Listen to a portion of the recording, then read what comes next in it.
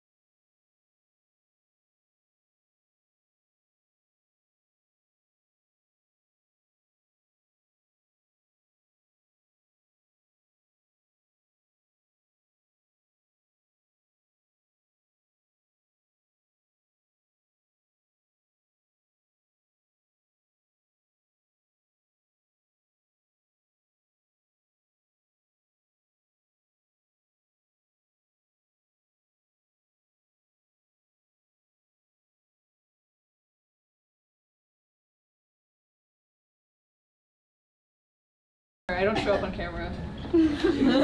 Okay, so we're back, we are live, and we have better sound, so take it away.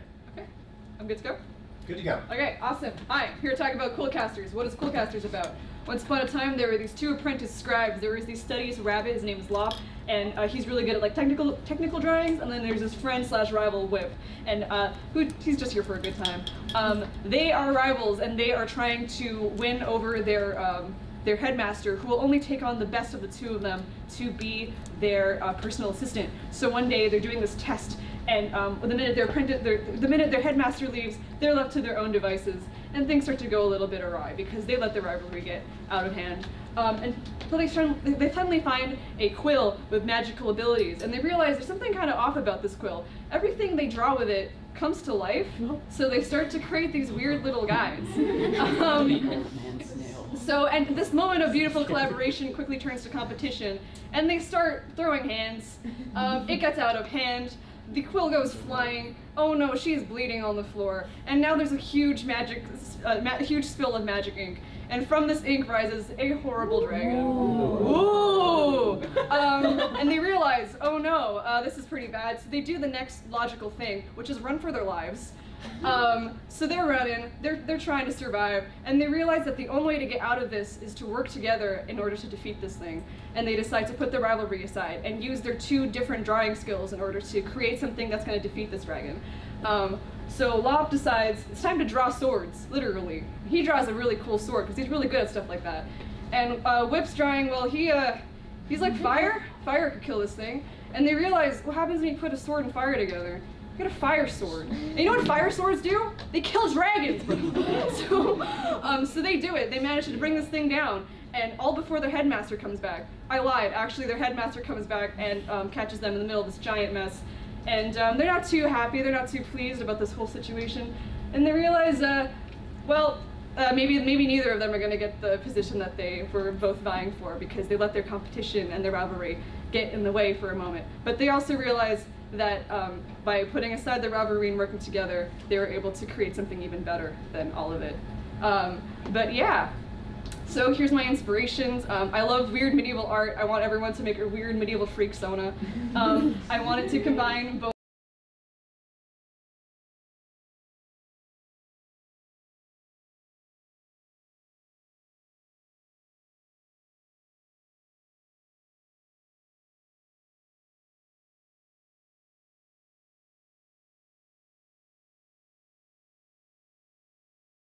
to having people throw their ideas at me. And I want the backgrounds to be like super like illustrative, like illuminated manuscripts and stuff. I'm super biased. I have an illustration background, so that's why I'm big on that. But besides all this, if I'm director, I'm super organized. I want everyone's ideas to be heard. I literally wanted to build an idea where people can make their own weird little ideas and throw them all in. Super organized. I want everyone's ideas to be part of.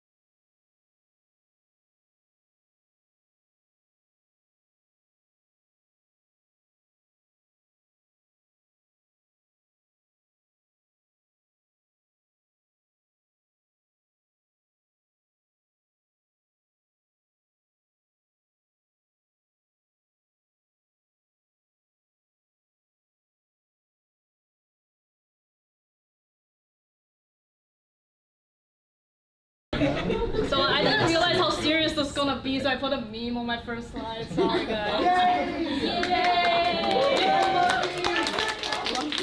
Anyway, hello. Hi. This is Painted, and we're finally here. Yes. Thank you, Zach. But yeah, you guys probably know my story by now. Is this story about graffiti?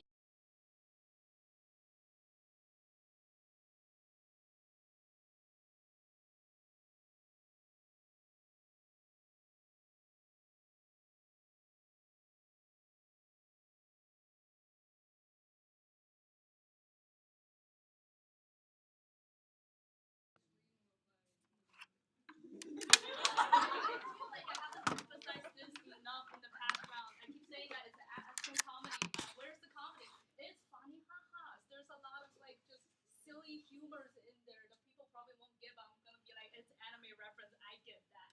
So yeah, it's a silly film. And for layouts, if you're interested in like designing, especially like city layouts or anything like that, this film is just full of city layouts. And if you're like, perspective is not my strong case, it's okay. We got some 3D assets that I made in Blender for like 20 minutes. It's not accurate, but it's there to like reference showing. And we also got some 3D people in the room, so I'm just saying, the offer's there. But yeah, mainly it's just this monochrome neon tone, simple color, but it really gives out that sci-fi vibe of it. And if you're looking for like character design, I am open free to like any character design changes. The reason why I designed her is that I want her to pop off. She is the only movable like kind of human character in this entire film. So technically we only need to rig one character, and the rest are just not real, they're fake, they're just a ball.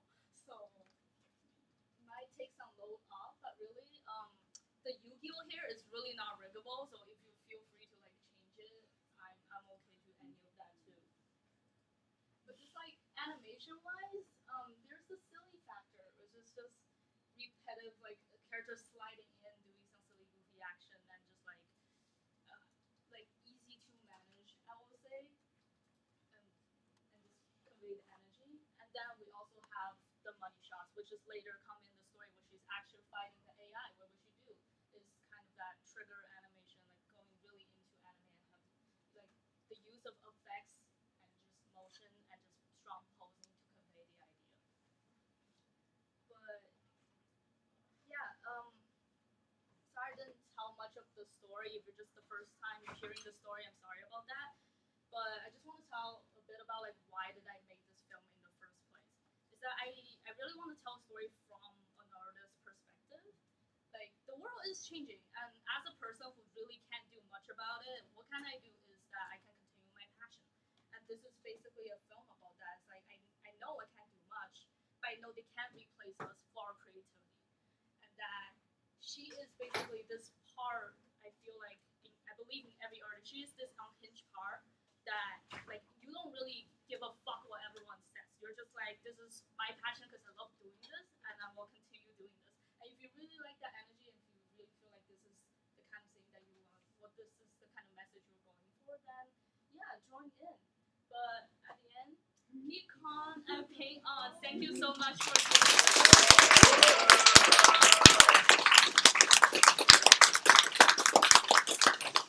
Good job. All right.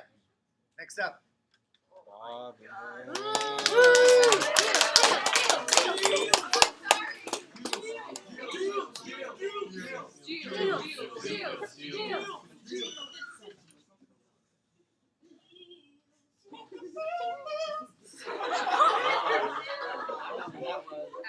Yeah.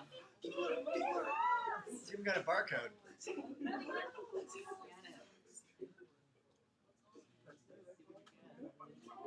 I get a Gilles? Yeah, so this is Fast Fashion. Yeah, I'm not gonna go through the entire story again for you guys, because you kind of know the gist of it. But basically, what I want to talk to you guys about is like kind of like diving deeper into the visual style of the film. So as you can see, a lot of my inspiration is kind of like early 2000s, like graphics, like magazines, mixed media, that kind of stuff. So if you're interested in that, like Spider-Verse type thing, but like make it to early 2000s, you know, that's what I'm trying to go for. So again, this is CC, my character. Everything that I show is obviously up for like debate. You can change, we can do whatever. I'm flexible. I'm willing to like do whatever it takes to really push my theme across. Like the story is king, right, guys?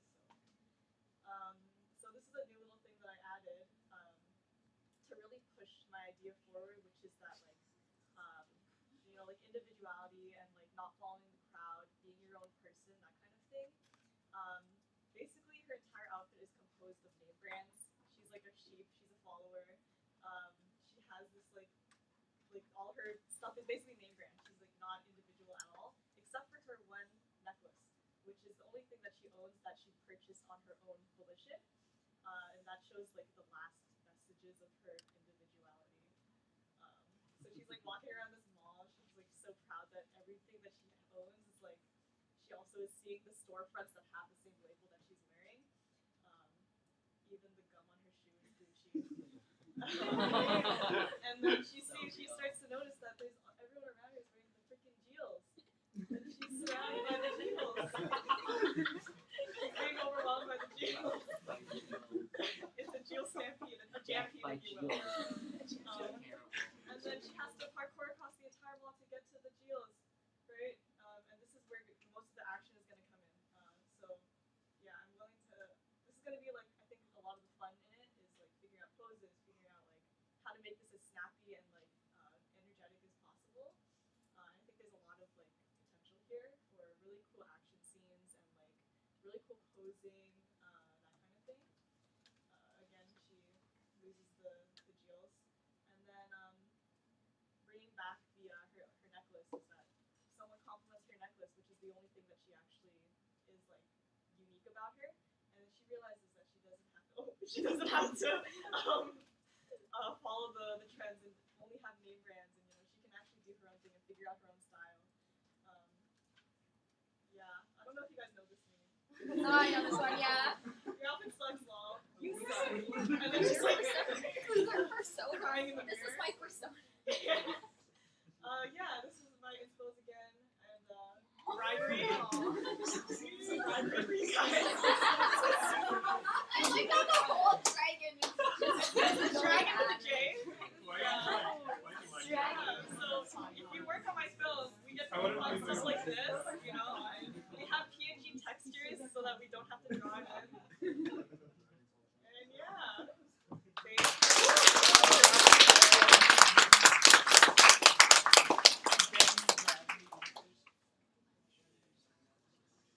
So I just had one really quick question because I don't think I was here for the story part of the pitch.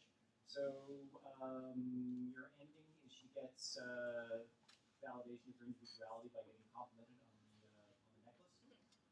So how does it end visually? I'm thinking that it would just be like her ending up walking around with these new people that complimented her necklace, and she's like looking around. The trends are like flashing by her, like a new trend every single second, but she's like no longer affected by it because she is like has value in her own individuality now. Gotcha. Yeah.